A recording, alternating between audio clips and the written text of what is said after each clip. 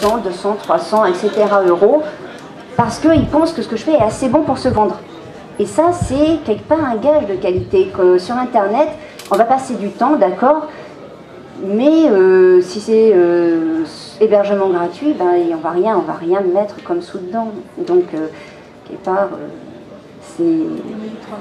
enfin, on a moins l'impression que quelqu'un croit en notre travail quand c'est dans un webzine. À moins qu'on voit que vraiment il passe 3 heures, comme je disais, 8 allers-retours, enfin 4 allers-retours dans les corrections, 5 allers-retours. Là, on voit qu'il croit dans notre travail. Quand c'est, ouais, ton texte est sympa, au fait, là j'ai vu 2 erreurs d'orthographe. On est content d'être publié sur un webzine, mais on se dit, est-ce qu'il nous aurait publié, est-ce qu'il croit en notre travail, qu'il nous aurait publié sous format papier, est-ce qu'il aurait mis ses sous dedans?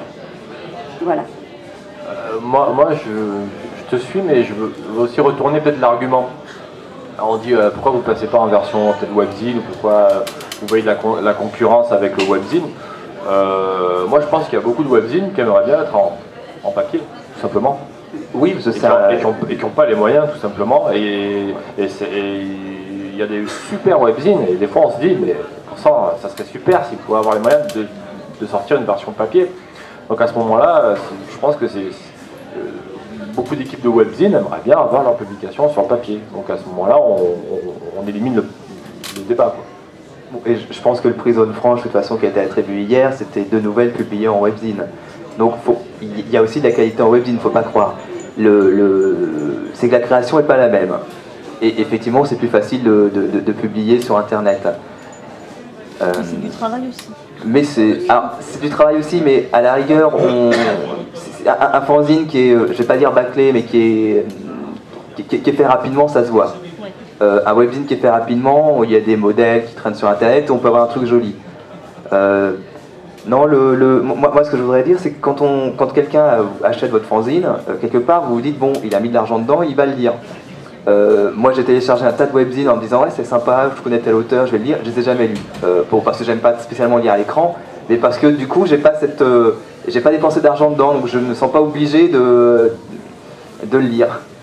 Et quelque part, on peut pas savoir sur un webzine finalement combien il y a vraiment de lecteurs. Ouais. Bon, mais c'est complémentaire, ce sont deux supports différents. Il faut voir aussi qu'il y a de plus en plus d'auteurs, justement, qui, on va revenir à Cocyclix, hein, par exemple, qui ont des textes de plus en plus bien foutus. Et mine de rien, les fanzines, on a une place limitée, on ne peut pas publier tout le monde. On est des fois obligé sur une sélection de textes de dire à un auteur dont on trouve le texte très bon, on n'a plus de place, on ne peut pas vous prendre. Donc en même temps, heureusement qu'il y a des webzines, justement, ou des blogs, pour permettre à ces auteurs de continuer à publier leurs textes. Encore heureux. Oui, je ne disais pas du tout que les webzines sortaient forcément des textes mauvais. Hein. C'est juste une petite crainte dans ce que tu viens de répondre. Non, c'était juste pour préciser, pour que tout le monde soit bien clair au courant. D'accord, ouais. Non, mais d'ailleurs, en tant que membre du jury du prix de Zone Franche, je dirais qu'on ne s'est absolument pas préoccupé de savoir sur quel support ça avait été publié.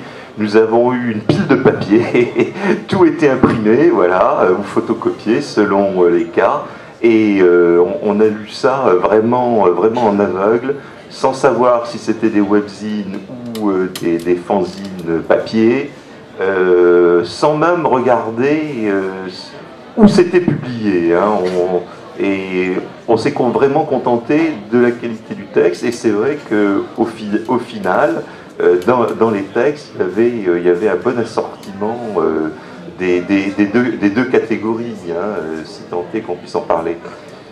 Bon, je crois qu'on a fait le tour. Est-ce que vous avez encore quelque chose, parce que je crois que là on est dans les temps, donc est-ce que vous avez encore quelque chose à ajouter? Enfin, moi non, pas particulièrement. Alors, il y a des questions. Moi, je peux me permettre de dire, c'est pas une question. Je voulais juste me permettre de dire que je pense que le format podcast peut apporter beaucoup. On a Utopod, par exemple, qui a apporté beaucoup en son temps, qui est malheureusement terminé. Et je crois que les auteurs qui étaient lus sur Utopod étaient très fiers.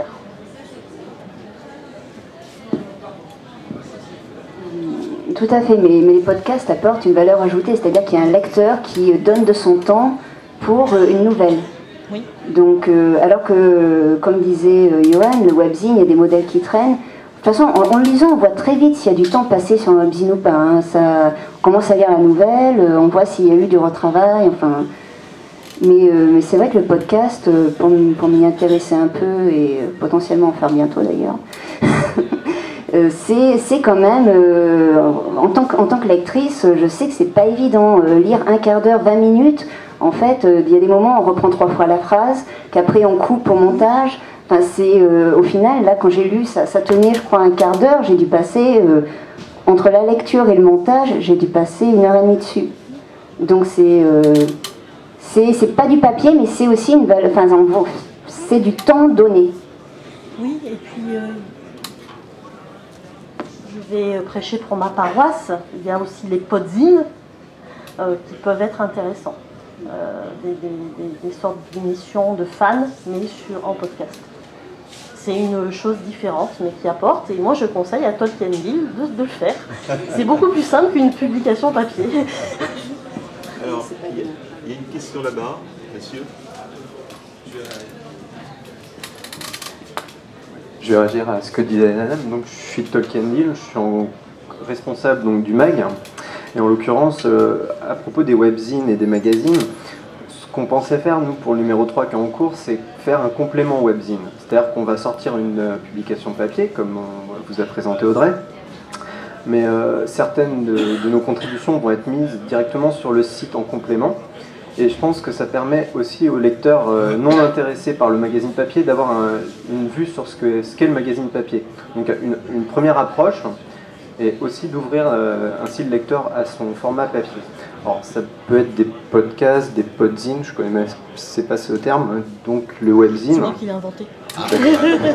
Voilà, donc, mais en l'occurrence, par exemple, nous on va avoir des chansons, des articles qui vont pas trouver place dans le papier, mais qui vont trouver place sur notre site. Donc je pense que c'est une ouverture aussi au fanzine papier. Voilà. D'autant que notre magazine est en fait republié ensuite à la disponibilité sur notre site quand le numéro suivant paraît en fait. Donc après il est téléchargeable.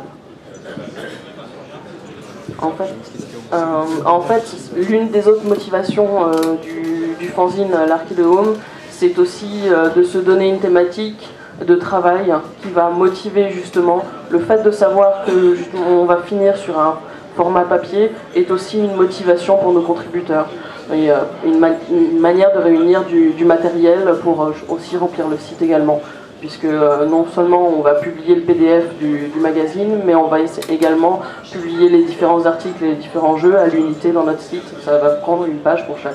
Voilà, et ça va venir prendre sa place naturellement dans le site déjà existant de l'association.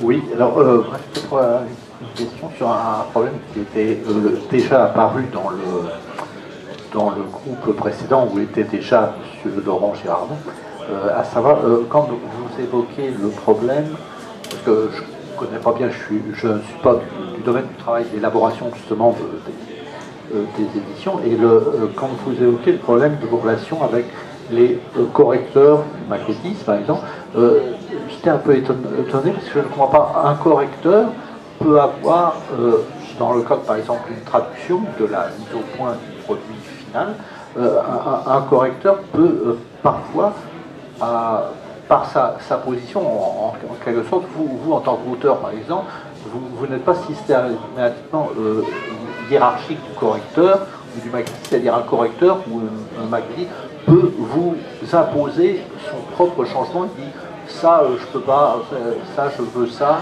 je voudrais ça. Il peut vous impliquer un changement de projet, en quelque sorte une modification, Vous voulez dire au nom de son poste technique de correcteur.